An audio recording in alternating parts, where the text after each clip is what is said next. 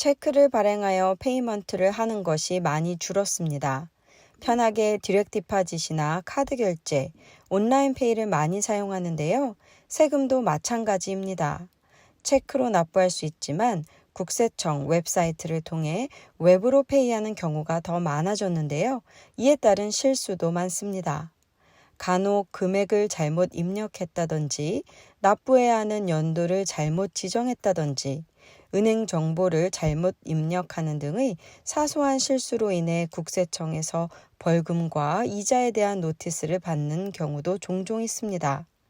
그걸 수정하려면 국세청에 전화나 편지를 보내야 하고 또 경우에 따라서 받아들여지지 않아 벌금을 납부해야 하는 경우도 있죠. 오늘은 온라인으로 세금을 납부할 때 실수하지 않기 위한 체크리스트를 말씀드리겠습니다. 먼저 정확한 연도를 입력해야 합니다.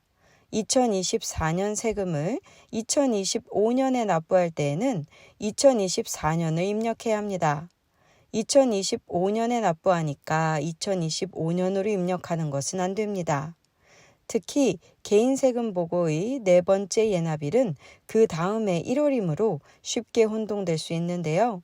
2025년 1월 15일에 납부하는 2024년 예납은 2024년을 입력해야 하며 연장 신청하면서 납부하는 세금도 2025년 4월에 납부한다 하여 2025년으로 입력하는 것이 아니라 2024년으로 입력해야 합니다. 그 다음은 납세자 지정입니다. 개인 자영업자는 비즈니스가 아닌 개인으로 납부해야 합니다. 텍스 아이디도 중요한데요. 연방정부의 경우 소셜 시큐리티 넘버나 EIN을 입력하면 되지만 캘리포니아의 경우 법인은 주정부에서 발행한 7자리 고유번호를 입력해야 하고 LLC의 경우 9자리 또는 12자리 고유번호를 입력해야 합니다.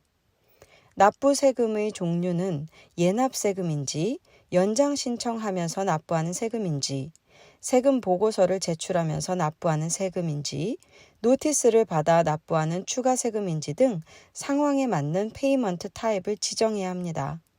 그리고 세금이 납부되는 은행 계좌 정보도 올바로 입력해야겠죠. 체킹 또는 세이빙 계좌인지 계좌번호, 라우팅 번호를 올바르게 입력하고 지정된 날짜에 계좌에서 세금이 출금되는지까지 확인해야 합니다. 잘못된 정보로 셋업되을 수 있기 때문에 온라인에서 페이먼트를 셋업하는 것으로 세금이 납부되었다 생각하지 말아야 하는 것입니다.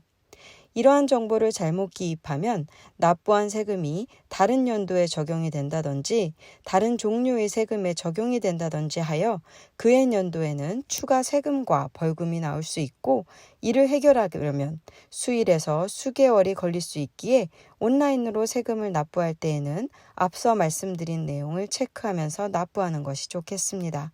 감사합니다. 무슨 앱이 그렇게 많으세요? 비시파이 하나면 자산관리 끝인데 은행, 증권구자, 부동산관리, 여러가지 융자까지 비시파이가 모두 관리해줍니다.